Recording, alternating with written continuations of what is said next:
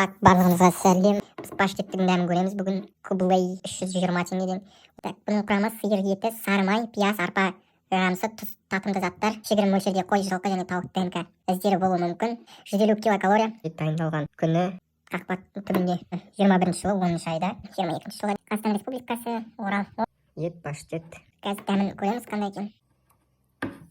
Так, қазақстандық өнім. Түрін көрсек, түрі колбасаға ұқсай ма? Қалай? Иісі ненің иісі мынау? Жұрт таныс иіс, бірақ білмей жатырмын ненің иісі.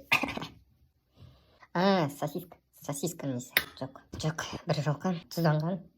Я, жылқының ішінде не бар дедік? Сиыр еті, сары май, пияз, ішінде қой, жылқы және тауықтың ДНК-лары да болуы мүмкін. Так, до конца ашпаймыз, стоп, так, көрейік екен. Бетін жеңіп тұрған жоқ, көрейік. Әдемі. Нан мен майға жағып, пойдет. Оннан 7. Жоқ. Оннан 5. Любительдерге болмаса, білмеймін. Керемет деп айта алмаймын.